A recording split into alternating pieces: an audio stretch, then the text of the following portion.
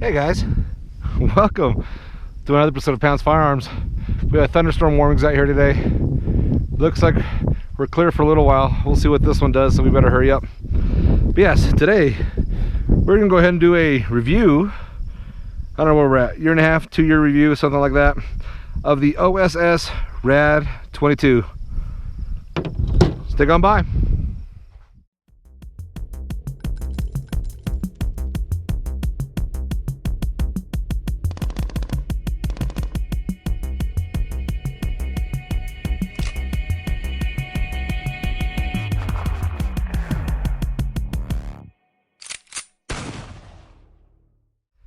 Alright guys, welcome back.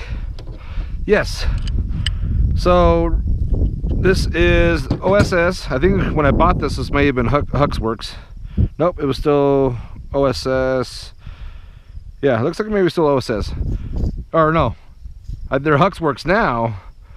When I bought this was still OSS. So now it's HUXWRX. But yes, it's like 2 year review, year and a half review, something along those lines. So if you've never seen one before, this is pretty cool little guy, maybe. You know, the discs out here. We'll see if we can stack them up. I've used it a couple times, so there's some carbon buildup. But yes, I think there's 11 total pieces. And this is how it comes. So this is the empty shell. The front also comes apart here, but this is user serviceable. So you have your basket. You have this basket right here. Then you have 7 of these, I think. 1, 2, 3, 4, 5, 6, 7, 8 of those. Doesn't matter which order they go. Then you have your 2 cone pieces here. So when I first got this, they were kind of like a brassy color. But yeah, this is what they're at now. So as you can see, there's some carbon on them. But yeah, recently I learned something. And I'll show you what I learned here. So I want to go ahead and point this guy out right here. So if you look at this guy real close, there's some buildup right there. See, I just scraped it off with my fingernail. That is lead. At least it's come. Oh, look, I got it cleaned. Ha, hot dog. Came right out with my own fingernail. But yes, so there you go. Those are pieces of lead. So what happens is, after about, I don't know, I've never tested it. We're going to test it today here, but it feels like after a couple hundred shots, next thing you know, this thing is just gunked up, and it actually throws 0 off from 50 yards, even from 25 yards. It affects it pretty bad. So it builds up lead really, really fast. I must be yelling here because I just heard my echo across the property, so sorry. Let's get this guy back together. So it does not matter which order they go into. Just put them in an order. We'll hold it like this, and we'll drop them in like that. Then you get your base plate. Turn it on. Rule of thumb is once it's finger tight, which it is about, rotate it from 12 to 2 o'clock basically, and that should be enough torque here. So I'm gonna go from about 12 to 2, maybe a little past 2, but it happens. So as you saw, the base wasn't all that dirty here. So we got a couple samples here today. We're gonna shoot some 5.7 just so you can kind of hear it. It is rated for 5.7. I think it's 5.7 auto too, but primarily we're gonna shoot it out of the 22 here. So I got this is a FN branded 5.7, and this is a 22 502 FN 502. So if you do have an FN 5.7, you do need a thread adapter, because this does do 1/2x28, which the 5.7 does not come with. So I do have my thread adapter here, and I'm not going to do a comparison, but I normally run the Gemtech on the 5.7. Gemtech's a little bit bigger for size comparison. It's heavier, longer, and thicker. So the sound suppression does okay on this. It's not I'm not going to say that it's the quietest suppressor in the world, but it does a pretty good job. Now you'll see with the 5.7, it does okay with the thump of the explosion, but it does not do that okay with the well, I mean, there's nothing you can do about it, the speed of the bullet. All right, so we got some blue tips. As you can see, I've had these for a while here. These are purple now. But we got some blue tips. We're gonna go ahead and fire off some blue tips. All right, so we're gonna go ahead and fire off the FN57, some blue tips, just so you guys get a feeling for it here. Suppressor's tight on here. Give this a whirl here. Safety's off. We're slowly running out of steel targets down there. We're shooting them all off here, but let's see what this guy does. I'm gonna give it a couple thuds.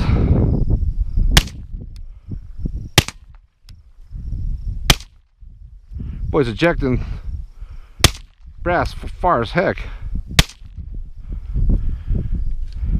There you go. That actually wasn't that bad. That was pretty pleasant, sound wise. Now 5.7's a hot load. That suppressor's hot. All right, so let me let this sucker cool off real quick, and yeah, we'll put it on the 502 thread adapter. I like to stay on this guy after just a couple shots. All right, and we're back. So I had to go pry this little piece off here, or the thread protector out, or the thread adapter here. But yeah, finally got it off. All right, so we'll put our thread protector back on it.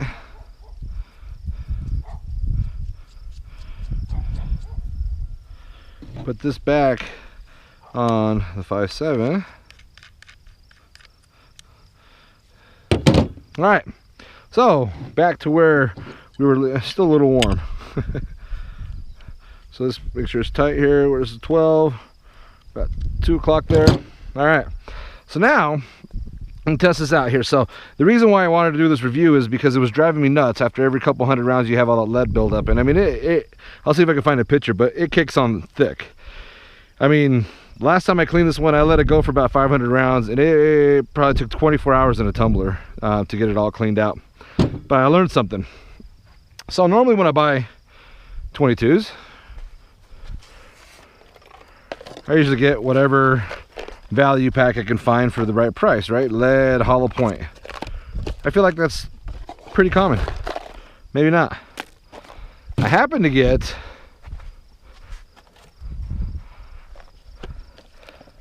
to open up a box of value pack Federals that were copper plated. Didn't think anything of it, but when I put the copper plated through, I didn't have any buildup at all. This is why you see the suppressor when I took it apart. This is why you saw the suppressor just with a bunch of carbon and not any lead or any kind of fouling like that. So I'm gonna put it to the test here. I got 6 magazines loaded up. I got 45 of the lead, 45 of the copper. We'll start with the copper, shoot it out of the 22. You'll be able to hear how it comes out of the 22, but then you're also going to see, hopefully the experiment works, how much better that is. So for those of you that don't know, I didn't know that, I just recently learned it, that if you have a suppressor on a 22, you shoot some copper coated ammunition, it is so much better to clean a suppressor when it's got copper through it versus just the regular lead. And I'll show you here, at least I hope I can show you.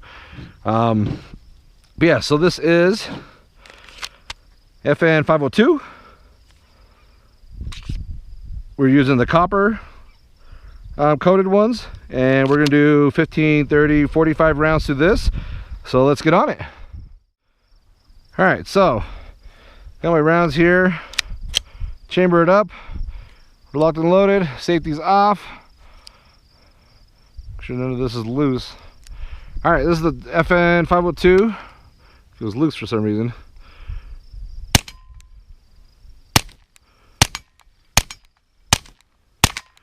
Honestly, you don't need ears for this. It is dead quiet, and that's one thing I do like about this suppressor, and I'm sure it's pretty common for most suppressors, but the FN502 with the OSS does a really good job here. So I was hitting steel. Let me just aim at non-steel here.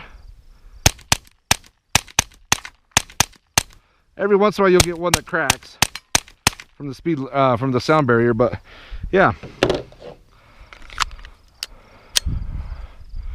Notice that with the 502 I always have to, we'll switch back and forth here. Every once in a while I have to jam it forward here just because it does get kind of gunked up. But yeah, that's 15 rounds. Let's take the sucker apart here and see what we come up with. She's hot. Get my mitt. I have to let this sucker cool off here before we do too much more here, but ow, ow, ow, hot potato, hot potato. We might have to take a break here. All right, we're back in business here. So I got it loose. Pop it out here. I'm sure the internals are still pretty hot, but we'll see here. Bunch of carbon coming out. And we'll pop all of them out just because I'm sure the carbon's starting to build up. Still pretty hot, but as you can see, it's shiny, but there's not giant lead clumps. And I'll show you the difference here in a few seconds, hopefully. Hopefully it'll come out on camera here. But yeah, let's put this guy back in. All right, we'll tighten this sucker back up. Well, it's only 45 rounds, so we'll see. At 2 o'clock. All right, give this a whirl. We'll put it back on the 502.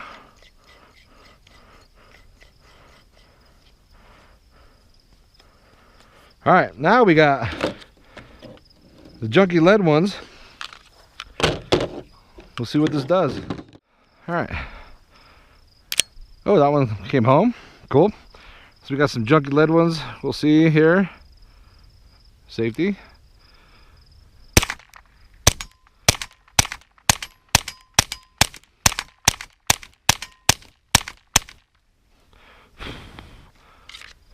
Sure is a fun suppressor. All right, more lead. Oh, starting to get gunked up here. It's funny, it's just the initial load. After that, it goes fine. Here, we'll shoot some into the dirt so you can hear how quiet it is. Hopefully you can hear it.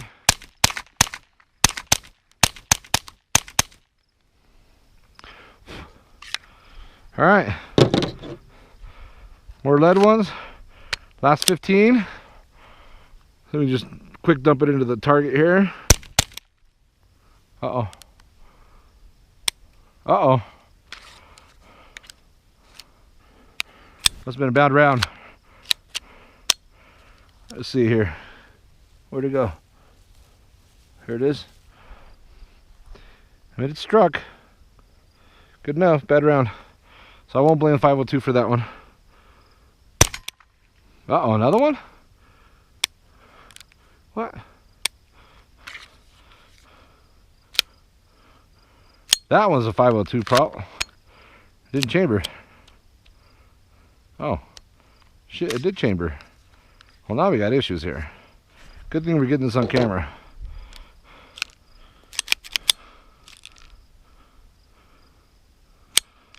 I don't think the extractor broke.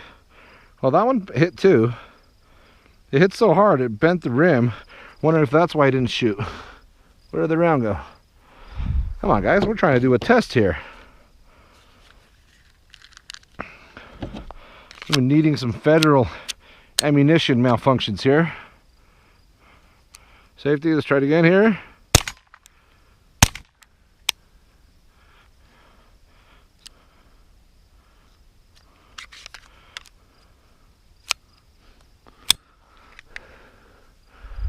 Well, they're striking, so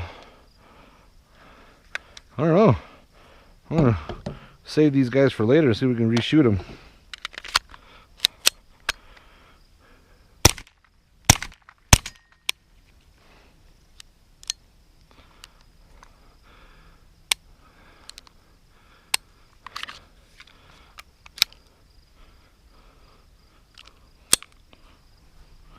These are all getting hit, man. That's crazy.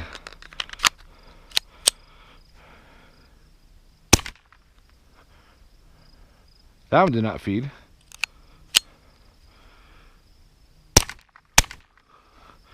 Well, we're running into problems with our...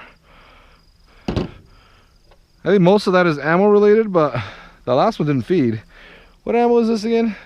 This is a Winchester. See if we reshoot these here. Winchester Expert HV. We are the first. That wasn't good. That was a lot of splash. Huh.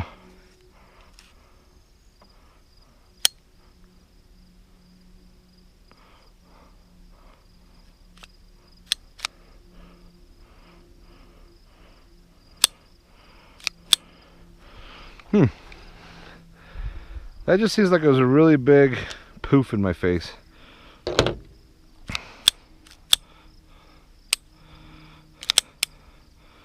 Okay, I'm going to take it apart real quick. Other than being extremely juicy,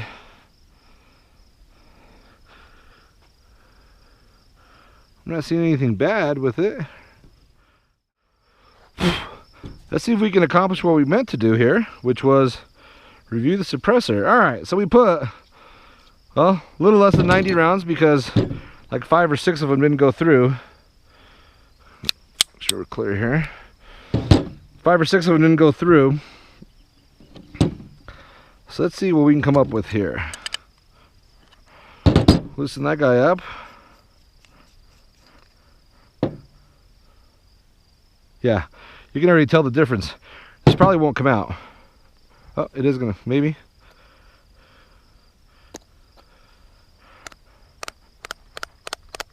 I don't think it's gonna come out. And I'll show you why here. So if you look at this guy, look at all the lead that's built up on it already. I mean, it had some shiny before, but it wasn't, oh gosh, I put it on camera here. It had some shiny before, but it wasn't like that. That is, if I could take it apart, I could show you, but you can see pieces of the lead up along that edge, and that's what's keeping this from coming out, because what happens is the lead also builds up to the casing of this. So I always blame that on OSS, until I found out if you shoot copper bullets through it, it's just fine. Oh, it's turning. Oh, I might be able to get it out. Come on, give me one out. Let's give me that bottom one out. Come on. Well, you can see it now. All that buildup. That is just straight lead buildup. It's insane how, I didn't even think about it. I mean, I've done less than 45 rounds of the lead ammo, and this is what it turned into. So it sucks because it coats, oh, you can kind of see it. Coats the inside of your basket here. You can see the outlines of the basket. You can see all the lead that's smeared up against it. So yeah, so it's sad that it does that. But it's not OSS's fault or HUXWRX's fault. It's the ammo. So, more of the story of this video, the reason why I want to make this video is I had no idea that if you get copper plated 22s, it will not do that. You won't have any issues. So the reason why you saw the suppressor all nice and dirty when I first opened it up was because I probably put 300 or 400 rounds through it, and that's all it was just what you saw in there. Now after 45 rounds, you saw how big the buildup was. So the OOS suppressor HUXWRX RAD 22 is fantastic. I love it. I use it on all my 22s, and